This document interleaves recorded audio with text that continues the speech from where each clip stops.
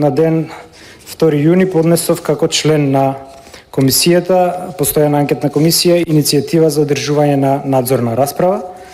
Во образложението на иницијативата наведувам одредби од актуелните позитивно законски прописи и ги лоцирам пропустите кои што придонесоа за оваа невидена досега трагедија која што ни се случи од европски и светски размери. Согласно Законот за угостителска дејност, кој што досега е менуван дури 15 пати, истиот датира од 2004 година, под влијание на ова бизнис и угостителско лоби, потребно е барање за упис во регистерот на угостители до градоначалникот на општината. Потоа самиот угостител поднесува пријава за исполнетост на минимално технички услови, па потоа МВР дава согласност како надлежен орган дека е безбедноста во сообраќајот и јавниот ред и мир и паркинг простор запазен, па потоа се пријавува до Државен пазарен инспекторат, а во меѓувреме Министерството за економија треба да даде лиценца за работа. Од тука гледаме дека 4-5 државни органи се испреплетени во своите надлежности. Првата вина, мислам дека сега е легитимно ние како институција да го отвориме ова прашање, затоа што останавме должни и на родителите, и на повредените, и на нивните роднини, пријатели и семејства. Од тука сметам дека првата вина која што треба да ја лоцираме е во Државниот пазарен инспекторат, затоа што после завршувањето на истрагата за Кочани видовме дека бројот на осомничени, па и сега веќе обвинети се симна од 70 се преполови на 30-тина. Изоставени се видни ВМРО-вски кадри кои што една година биле веќе на функцијата, а не извршиле буквално ништо за да го спречат илегалното работење.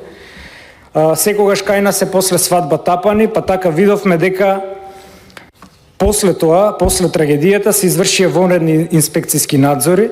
Од 23 кабареа во Македонија поседувале лиценца, само 23 поседувале лиценца, од кои 13 не исполнувале минимум технички услови, а 15 работеле со лиценци со истечена важност, што ја прави ужасно неажурна оваа институција, а за чудо нејзиниот директор е поштеден од истрагата. Следен државен орган е Министерството за внатрешни работи.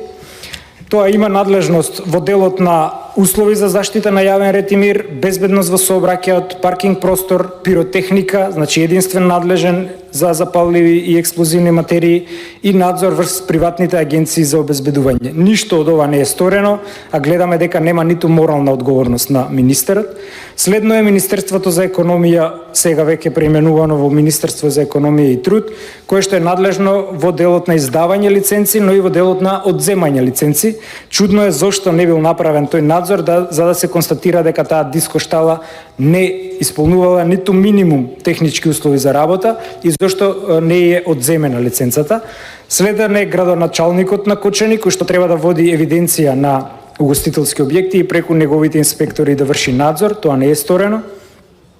Потоа е управата за јавни приходи, која што само изрекувала глоби за прекршување на фискални неиздавање сметки и слично, но не пристапила кон другите нејзини надлежности кои што ги има на располагање.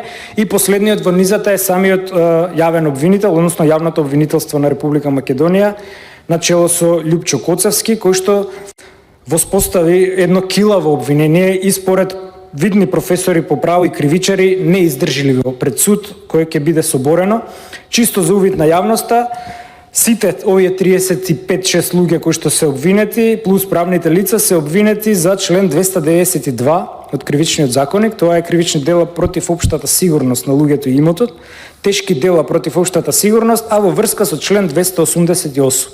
И сега би сакал за увид на јавноста да го прочитаме членот на кој што се обвинети овие лица.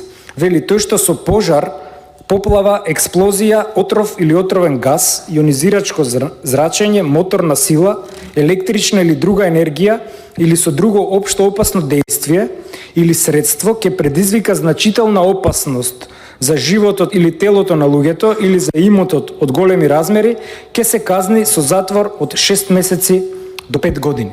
Можете да замислите како обвинителството ќе има ѓаволски тешка задача да каже дека некој функционер пред неколку години бил виновен за предизвикување на пожар. Тоа е практично правно невозможно и мислам дека заслужува наше политичко внимание, заслужува и работата на основното јавно обвинителство, кое што според нас воспостави килаво обвинение кој има шанси да падне пред суд или да се влече процедурата со години и никој од овие луѓе да не дочека изрекување на осудителна пресуда.